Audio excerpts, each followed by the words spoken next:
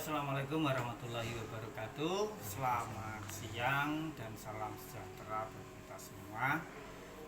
Kali ini saya berjumpa lagi dengan kalian. Tentunya masih dalam keadaan yang sehat walafiat.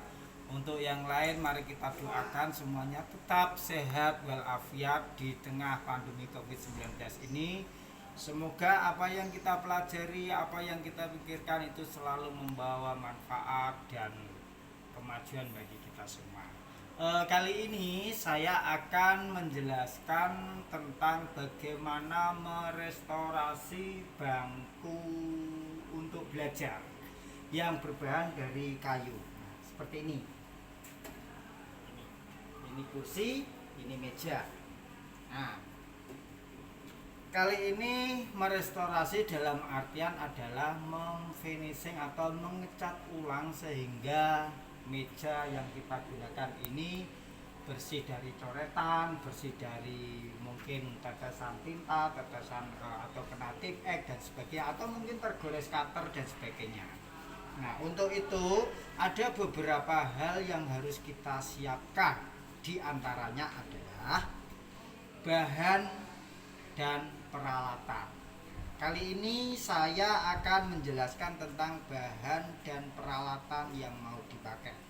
Yang pertama adalah kita menggunakan bahan cat kayu yang berbasis minyak atau thinner, atau mungkin kalian bisa menggunakan BBM ya, seperti Pertalite atau Premium dan sebagainya. Nah, kali ini cat yang akan kita gunakan ada dua warna. Nah, warnanya apa? Di sini saya menggunakan warna putih dan warna biru. Nah, cat ini sengaja saya menggunakan merek Emco, meskipun nggak ada sponsor dari Emco. Tapi kenapa saya memilih Emco? Mungkin bisa harganya terjangkau, kemudian kualitas bahan catnya itu bisa digunakan pencair-pencair yang kayak, nah kali ini ada bahan Pertalite, karena ini 1 liternya cuma 9.000, jadi cukup murah. Ketika dicampurkan dengan ini tuh mudah membau ya. Kemudian cat Emco ini kualitas elastisitasnya itu bagus dan mudah menutup pori-pori kayu. Nah, kemudian ini bahan yang kategori bahan cat, kemudian ini bahan pencair, artinya Pertalite. Untuk misalnya bahan catnya terlalu kental, kita bisa tambahkan memang supaya lebih cair sehingga kita bisa menghemat cat. Yang kedua juga memudahkan dalam penggunaan. Kemudian di sini ada beberapa peralatan. Nah, yang pertama mungkin bisa menggunakan obeng atau mungkin paku untuk membuka kaleng catnya. Kemudian yang kedua kuas. Nah, kuas ini kita gunakan yang ukuran mungkin 2 inci supaya masuk di dalam kaleng, atau mungkin 2,5 juga bisa ya. Kemudian saya juga menyediakan yang namanya kertas amplas yang halus, bisa ukuran 600, 800 atau 1000. Nah, kali ini saya menggunakan yang ukuran 1000. Untuk apa? Nah, ini untuk membersihkan mungkin ada coretan, bekas tipek atau gorisan-gorisan cutter yang ada di meja, itu kita haluskan sebelum kita cat. Kemudian jangan lupa lap ya, atau kain untuk lap, untuk membersihkan atau mungkin mengelap kuas dan sebagainya. Kemudian di sini ada wadah mungkin bekas gelas ya, gelas bekas air mineral ya.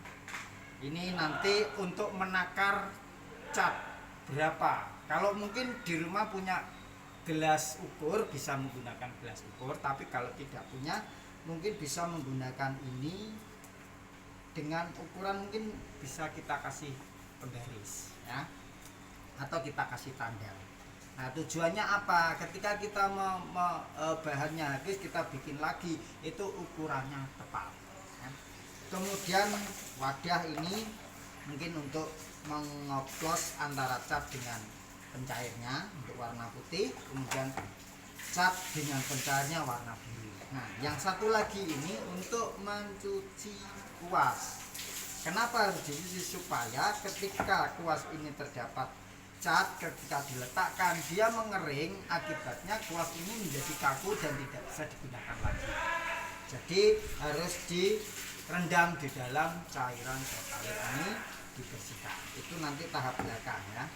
Saya kira itu bahan dan alat yang digunakan untuk mengecat bangku sekolah kita. Nah, kemudian tahap kedua, kita akan memeriksa meja ini apakah banyak tulisan, banyak goresan cutter atau apa. Kemudian kita gunakan amplas. Nah, kali ini amplas bisa kita bagi menjadi 4 atau kita bagi 8. Nah, seperti ini. Kemudian sambil diraba, dicari mana yang terasa kasar, itu bisa seperti ini. Ini kemudian kita haluskan. Nah,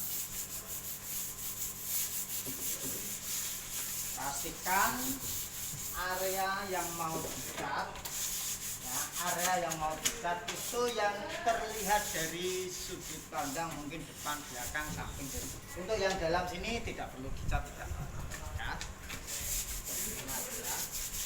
Oke, ini saya kira sudah cukup bersih, bersihnya juga.